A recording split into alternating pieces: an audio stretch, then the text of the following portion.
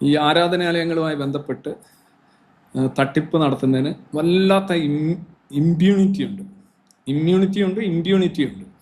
ഇപ്പോൾ ശബരിമലയിൽ തന്നെ ഈ സ്വർണ്ണപ്പാളി എന്ന് പറഞ്ഞ ഇവിടെ പാട്ടുമായി ഇലക്ഷൻ കേസുമായി ഇപ്പോൾ ഉത്തർപ്രദേശിലും ഒരുപക്ഷെ അടുത്ത പ്രാവശ്യം എനിക്കൊന്ന് 10 മാസം എങ്ങനെയാണ് ബാക്കിയുള്ളത് നിയമസഭാ ഇലക്ഷന്, ഈ യോഗി BJP മന്ത്രിസഭയെ അട്ടിമറിക്കാനായിട്ടുള്ള ഒരു വലിയൊരു പ്ലാങ്കായിട്ടാണ് അവിടെ സമാജ്വാദി പാർട്ടിയും ഒക്കെ ഇതെടുത്തിട്ടുള്ളത്. ഇവിടെയും ഇത് LDFനെ വിമർശിക്കാനായിട്ടൊരു സംഗതി ആയിട്ട് എടുത്തിരിക്കും. ഓഫ് കോഴ്സ് അതിനകത്ത് ഒരു സംശയമില്ല, ഭരണപക്ഷമായിരിക്കും ഇവിടുത്തെ ബോർഡുകളും. ഇപ്പോൾ ഇവിടെ ദേവസ്വം ബോർഡാണെങ്കിലും അവിടെ രാമജന്മഭൂമിയാണെങ്കിലും രാഷ്ട്രീയക്കാരും അവരുടെ കൾച്ചറൽ ഓർഗനൈസേഷൻ ബൗദ്ധിക് പ്രമുഖകളും ഇവർ ചേർന്നൊരു നെറ്റ്വർക്ക് തന്നെയായിരിക്കും ഇതെല്ലാം കൊള്ളയടിക്കുന്നുള്ള കാര്യം യാതൊരു സംശയമില്ല. കാര്യം ഒരുപാട് ആളുകളുടെ കണ്ണടക്കൽ ഉണ്ടെങ്കിൽ മാത്രമേ ഇത്തരത്തിലുള്ള സമ്പത്തുകൾ പുറത്തു പോവുകയുള്ളൂ, അതിനകത്ത് സംശയമില്ല. ഇപ്പോൾ കേരളത്തിൽ തന്നെ പണ്ട് G. സുധാകരൻ ശബരിമലയിൽ മന്ത്രിയായിരുന്ന ദേവസ്വം മന്ത്രിയായിരുന്ന കാലഘട്ടത്തിലാണ് ഈ പണം എണ്ണുന്നവർ അടിവസ്ത്രം ഇടാൻ പാടില്ല എന്നുള്ള അലിഖിത നിയമം പുള്ളി റദ്ദാക്കിയത്. കാരണം ഈ പണം എണ്ണുന്നവന്മാർ പണം അടിച്ചു മാറ്റുമെന്ന് വിശ്വാസികൾക്ക് നല്ല തോതിലൊരു വിശ്വാസം പണ്ടേ ഉള്ളത്. ദൈവത്തിലുള്ള വിശ്വാസം പോലെ തന്നെയാണ് അമ്പലം അല്ലെങ്കിൽ പള്ളി ഇതൊക്കെ കൈകാര്യം ചെയ്യുന്നവന്മാർ തട്ടിപ്പുകാരാണ് എന്നുള്ള ഒരു അലിഖിത വിശ്വാസം വിശ്വാസികൾക്കുണ്ട്. പല വിശ്വാസങ്ങളുടെ കൂടെ അതുകൂടെ കൂട്ടിക്കൊള്ളും. പക്ഷെ ഇത് ഭയങ്കര എളുപ്പമാണ്. വേറെ ഒരു സ്ഥാപനത്തിലോ അല്ലെങ്കിൽ വേറെ ഒരു ഇൻസ്റ്റിറ്റ്യൂഷനിലോ കയറി മോട്ടിക്കുന്നത് പോലെയോ അഴിമതി നടത്തുന്ന പോലെയോ അല്ല ഈ ആരാധനാലയങ്ങൾ നടത്തുന്നത്. വളരെ സേഫാണ്. കാര്യം അവിടെ ഒന്നാമത് എന്തായിരിക്കും ഇവരെ അതിന് പ്രേരിപ്പിക്കുന്ന ഒരു കാര്യം ഒന്ന് ആലോചിച്ച് നോക്ക്. ഇവരെല്ലാം വിശ്വാസികൾ. പിന്നെ 8 നില കുറി 5 നില ചാന്തും പൊട്ടും മാലയും പവിഴവും ഒക്കെ ഇട്ടുകൊണ്ടാണല്ലോ ഈ അമ്പലങ്ങളിൽ പോയി, ഏതമ്പലം ആയിക്കോട്ടെ, ഏത് ആരാധനാലയം ആയിക്കോട്ടെ, അവിടെ പോയി നല്ല പച്ചയ്ക്ക് മോട്ടിക്കുന്നത്, അഴിമതി നടത്തുന്നത്. അവർക്ക് ഒരു കാര്യം ഉറപ്പുണ്ട്, ഈസിയസ്റ്റ് വേ ടു ലൂട്ട്, ഈ തിരുമറി തരികിട തട്ടിപ്പ്,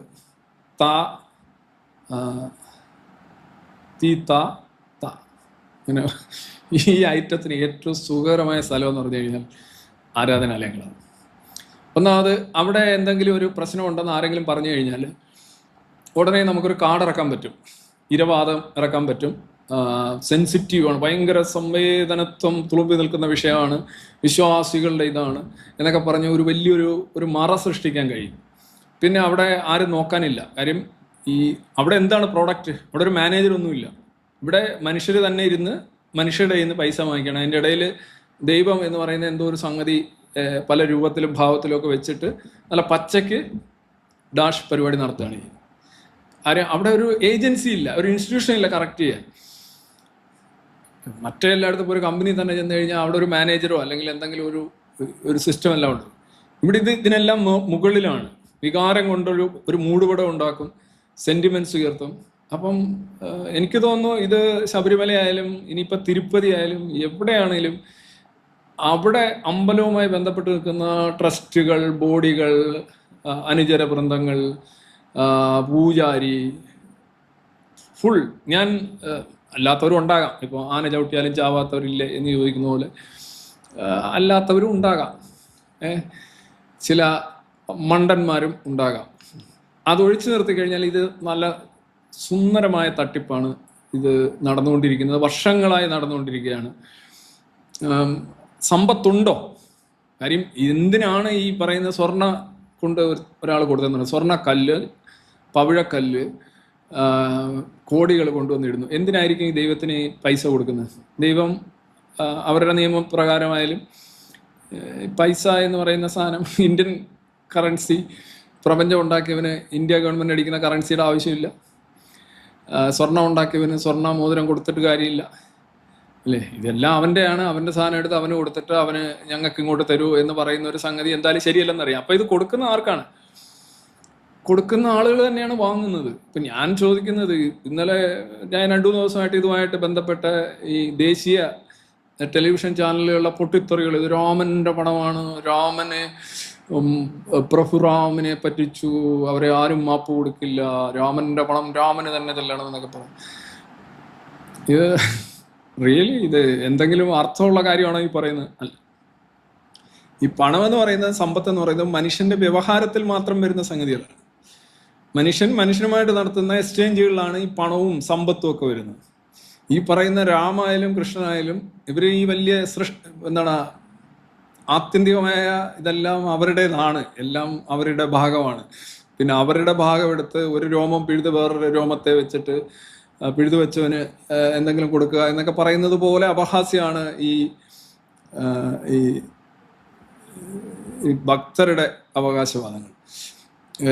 ഇതിലെ ഒരു രസമുള്ളത്, ഇവർ പറയുന്നത് എന്താണെന്നറിയോ, ഭക്തരുടെ ഇതിനെന്തോ പിന്നെ ആത്മാഭിമാനത്തിനും വികാരത്തിനും ക്ഷതമേറ്റു എന്നാണ്. എനിക്ക് അതാണ് മനസ്സിലാവാത്തത്. പോട്ടെ, ഈ തട്ടിപ്പുകാരെ പിടിച്ച് അകത്തിടുക, അവരെ ചെയ്യുക, ഒരു തട്ടിപ്പ് ഒരു ക്രൈമായിട്ട് മാത്രം തന്നെ കാണുക, അഴിമതിയായിട്ട് മാത്രം തന്നെ കാണുക, അതിന് വേണ്ട ഏറ്റവും നിരന്തരം ശിക്ഷിക്കാം. ഇങ്ങനെ കുറേ എണ്ണം വളരെ ഒബ്ജക്റ്റീവായിട്ട് ശിക്ഷിക്കുകയാണെന്നുണ്ടെങ്കിൽ ഇവിടെയുള്ള അഴിമതി കുറയും. അപ്പം പണം എവിടെ പോകും? പണം വീണ്ടും അമ്പല കമ്മിറ്റിക്ക് പോവും, ട്രസ്റ്റിന് പോവും. അവരെന്താ ചെയ്യാൻ പോകുന്നത്? അവര് പ്രത്യേകിച്ച് മാസിലേക്ക് റോക്കറ്റ് വിടാനോ ഒന്നും പോകുന്നില്ല, അല്ലെങ്കിൽ സർവശിക്ഷ അഭിയാൻ പോലെ എന്തെങ്കിലും പ്രോഗ്രാം നടത്താൻ പോകുന്നില്ല. അവരിത് തന്നെയല്ലേ ചെയ്യുന്നത്. അവർ കൂടുതൽ പിന്നെ ചെയ്യാൻ നമ്മുടെ നാട്ടിലൊക്കെ ചെയ്യുന്ന, അമ്പലങ്ങളൊക്കെ ചെയ്യുന്ന പോലെ അന്നദാനങ്ങളോ അല്ലെങ്കിൽ ഇങ്ങനെയൊക്കെയുള്ള ഏർപ്പാടുകളൊക്കെ ആയിരിക്കും നടത്തുക. അപ്പം മൊത്തത്തിൽ ഇത് ഇൽഗോട്ടൺ മണിയാണ്. ഇത് കൊടുക്കുന്നവരുടെ മനസ്സോ ഉദ്ദേശമോ ഒന്നും ശുദ്ധമല്ല, അത്ര ലളിതവുമല്ല. ആർത്തിയുടെയും അത്യാഗ്രഹത്തിൻ്റെയും അങ്ങ് പരമകാഷ്ഠയിലാണ് ഇത് കൊണ്ടുവന്ന് മറിക്കുന്നത്. എനിക്കത് കിട്ടണം, ഇത് കിട്ടണം, അത് പോകണം, ഇത് പോകണം, മറ്റവൻ്റെ അത് പോകണം, ഇത് പോകണം. ഇതൊക്കെയാണ് ഒരു രീതിയിലും ഗുണകരമായ ഒരു മാനസികാവസ്ഥയിലല്ല ഈ പറയുന്ന സമ്പത്ത് അവിടെ കൊണ്ടുവന്ന് മറിക്കുന്നത്. അപ്പം അങ്ങനെ മറിക്കുന്ന സമ്പത്ത് ഇവര് എടുക്കുന്നതും ഒക്കെ അതെവിടെ തെറ്റായിട്ട് വരുന്നത് വെച്ചാൽ രാഷ്ട്രത്തിന്റെ നിയമത്തിന് മുന്നിലാണ് ഇത് തെറ്റായിട്ട് വരുന്നത്. പക്ഷേ മൊത്തത്തിൽ ഈ ഭക്തി എന്ന് പറഞ്ഞു കഴിഞ്ഞാൽ ഞാൻ ഇതിലൂടെ പറയാൻ ഉദ്ദേശിക്കുന്നത്, അത് ശബരിമല ആയാലും കൊള്ളാം, അയോധ്യ ആയാലും കൊള്ളാം, അടപടലം തട്ടിപ്പാണ്. അതിൽ ഭക്തൻ, ഈ പൈസ കൊണ്ടുവന്ന് എറിയുന്നവൻ, സമ്പത്ത് കൊണ്ടുവന്ന് ഇടുന്നവൻ, അല്ലെങ്കിൽ പൂജാരിക്ക് എന്തെങ്കിലും സംഭാവന കൊടുക്കുന്നവൻ, അവനാണ് നമ്പർ 1. അവൻ മൂലമാണ് ഇത് സംഭവിക്കുന്നത്. അവൻ അവിടെ നിഷ്കളങ്കനും അവൻ അവിടെ ചീറ്റഡാണ് എന്ന് പറയാൻ യാതൊരു വഴിയില്ല. അവൻ ഒന്നീ സ്വയം ചീറ്റ് ചെയ്യുകയാണ്, അവനെ കാണിച്ചു കൂട്ടുന്ന കാര്യമാണ് ഈ ഒരു വളരെ ദിവ്യമായ ഭിക്ഷാടനം. അല്ലെ, 10 ലക്ഷം പേര് അവിടെ പോകുന്നു. പിന്നെ ഇത് ഓഫ്കോഴ്സ് ഈ അമ്പലം, അതേപോലെ മതം ഒക്കെ പവർ ബിൽഡപ്പ് ചെയ്യാനായിട്ടും പവർ പിടിച്ചെടുക്കാനായിട്ടും കോൺസെൻട്രേറ്റ് ചെയ്യാനായിട്ടും, പിന്നെ ഇന്ത്യയിൽ അതേ ഉള്ളൂ. ഇന്ത്യയിൽ പ്രത്യേകിച്ച് അതിനെക്കുറിച്ച് കൂടുതൽ വിശദീകരിക്കാനില്ല. പാർട്ടികളും ഒക്കെ ഇത് തന്നെയാണ് നടത്തുന്നത്. അപ്പം തട്ടിപ്പിനും മോഷണത്തിനും ഒക്കെ വളരെ എളുപ്പം മതമാണ്, അല്ലെ മത സ്ഥാപനങ്ങളാണ്. അതിനൊരു കാരണമേ ഉള്ളൂ, മതം തന്നെ അതാണ്.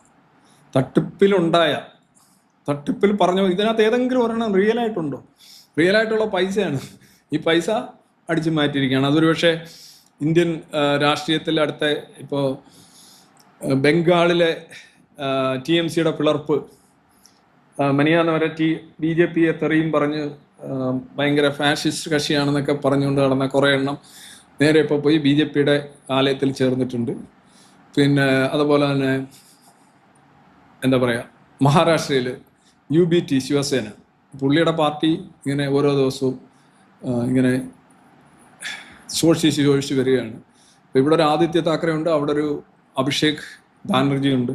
ഇവരെയൊക്കെ നിർത്തിയാണെന്നെങ്കിലും പറയുന്നെങ്കിലും പല കാര്യങ്ങളാണ്. ഈ പോകുന്നവരെല്ലാം ഒരു ട്രാക്ക് റെക്കോർഡ് നോക്കുകയാണെന്നുണ്ടെങ്കിൽ ഒന്നിൽ ഭയം അല്ലെങ്കിൽ greed, either fear or greed. പിന്നെ ഐഡിയോളജി, എല്ലാവരും ഇവിടെ നിന്ന് പറയാറുണ്ട്, ഞാൻ BJPയെ എതിർക്കുന്നു, ഞാൻ അതിനെ എതിർക്കുന്നു, ഇതൊരു എതിർക്കുന്നു.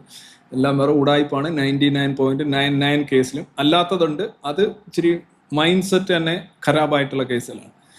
രാഷ്ട്രീയ എതിരാളി എന്നൊക്കെ പറഞ്ഞ് എനിക്കൊന്നുമില്ല, കണ്ണൂർ പോലെയൊക്കെയുള്ള അപൂർവ സ്ഥലങ്ങളിൽ മാത്രമേ ഉള്ളൂ രാഷ്ട്രീയ എതിരാളികളെ കൊല്ലുക, അവരുടെ കിണറ്റിൽ കൊണ്ടുവന്ന് വിസർജ്യം വർഷിക്കുക, ഓരോ വാഹനങ്ങൾ അടിച്ചു തീർക്കുക, മതിൽ തീർക്കുക. അതൊക്കെ ഒരു ഒരു ഭ്രാന്തിനെ എന്താണ് ചെയ്യുന്നതെന്ന് പോലും അറിയാത്ത രീതിയിലുള്ള ഒരു ഗോത്രീയമായ ഭ്രാന്തിൻ്റെ അടിസ്ഥാനം. ബാക്കി